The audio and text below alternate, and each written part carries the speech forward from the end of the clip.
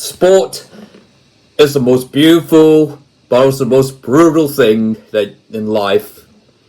I mean, the fact that, like, take Manchester City last season. Look, everyone knows they won the treble last season with the FA Cup, the Premier League, and the Champions League. But, take the Champions League for example, if, Inter pretty much held their own against the, Manchester City, who were supposed to be the favourites, and they came, 0-0 deep into the second half. They were very, very close to upsetting a dream, only for Rodri to score, and what was the decisive goal in that game. And yeah, but look, sport. The thing is with sport, it only takes one result, one mistake, one moment of magic, or from whether it's from yourself or from another team, and that is the one difference between a glorious treble or a glorious failure. And yeah, look, speaking of glorious failures, look, you obviously have your Manchester Cities, Bayern Munich's, Manchester United's, Juventus, they've all won trebles.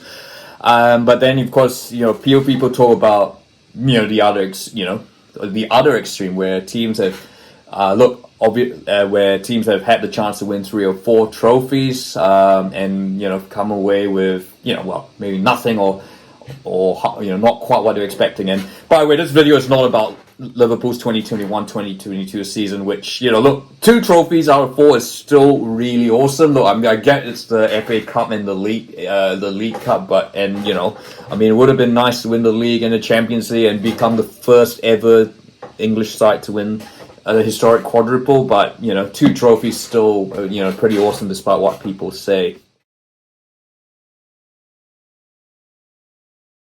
Bayer Neverkusen for so long have been one of the most consistently top sides in Germany. They've always, every other season they now end up in the Champions League, or if not, there's always been Europa League, Conference League, that even is a thing. But yeah, it is crazy to think that they've never won the league title. In the 20-30 years that they've sort of been in the Bundesliga, been relevant. And look, they are, and moreover, the fact they are one of the best funded clubs in Germany. Look, of course, if you didn't know, Bayer is that big, the clues in the name. Bayer is the big pharmaceutical company that you might know on the same level as Pfizer or AstraZeneca. It's they're based in the so-called would you call it city or town of Leverkusen, which is just outside Cologne in the northwest of Germany. It's a thing of it. Yeah, I think that a similar example. You think of your Japanese clubs. You think of PSV Eindhoven, which was actually the club which was owned by the electronics company maker Philips.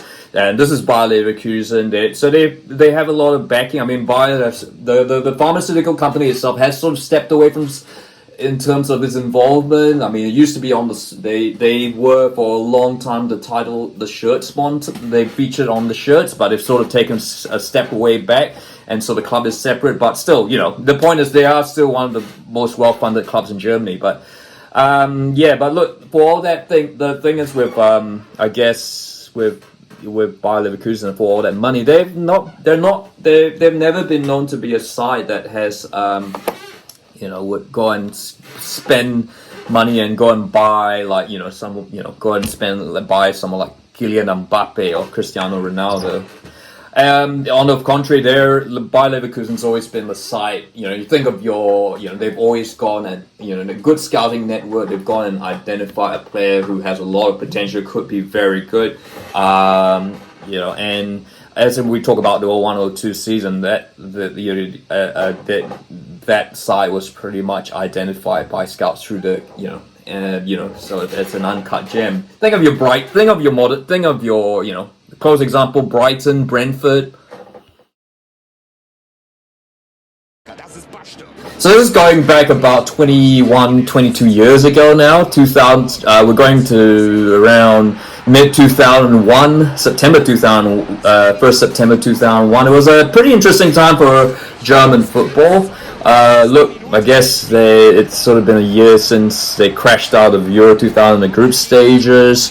National team had lost their first ever World Cup qualifier at home. They'd also been thrashed 5-1 at home by the old enemy England. Oh wait, that's the same game. Yes, so look, so things were certainly not... German football undoubtedly was at its lowest ebb. And yeah, there's a lot of other things happening around the world at that time, which I won't, go into. But look, yeah, and then you had Bayer Neverkusen, who were, as I said, consistently competing at the top of the Bundesliga. A correct side. They qualified for the Champions League the previous season. They were regularly challenged. They were considered one of Bayern Munich's closest challengers, along with likes of Borussia Dortmund. You had and then you had the other clubs like Hamburg, VfB Stuttgart. And of course you had Stuttgart winning the league title a couple of years later. So Leverkusen, were coached by a man with one of the best perms in football, Klaus Toppmöller. I believe he actually replaced another man with a similarly good perm in a certain Rudi Völler. Of course, Rudi Völler would eventually become the German coach. Klaus Toppmöller came in at Bayer Neverkusen, and this Bayer Leverkusen side that he had was, had some really featured some names that you'd recognize. There's a young Michael Ballack, who of course would go on to Bayern Munich and Chelsea. Dimitar Berbatov, the Bulgarian striker who became a Tottenham legend and then went to Manchester United. And then there was a couple of names. I think, to Lucio and Carsten Ramelow, they would actually eventually face each other in the World Cup final when Germany played Brazil later that season.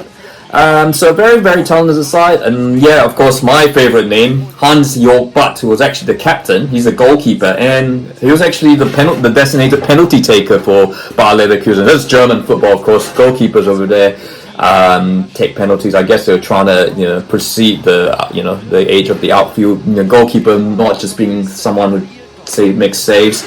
So that was Bayer Leverkusen, and the short story short, because 2001-2002 season, Bayer Leverkusen, were pretty much leading the Bundesliga for much of the season. Bayern Munich were having a little bit of an off season, and they, of course, ultimately would eventually strengthen by doing what they usually do, buying the best players from other German clubs, cannibalizing them. Bayer Leverkusen, of course, and then certainly they sort of came to Europe's attention in the Champions League, in the 2002 Champions League. They were drawn in they faced off, and their run they got some huge results against the likes of Barcelona. They beat Barcelona at home, and then of course, back in the day, there were two group stages. Bayer Leverkusen eventually gone to the same group as Arsenal, Juventus, and Deportivo La Coruña, who were at the time, of course, one of the a bit similar situation to Bayer Leverkusen. They're sort of a surprise package in Spain, and Bayer Leverkusen and Deportivo finished ahead of Arsenal and Juventus, and Bayer Leverkusen would turn out to be a bit of I guess Bayer Leverkusen would be the ones exacting revenge for the German Nationalmannschaft.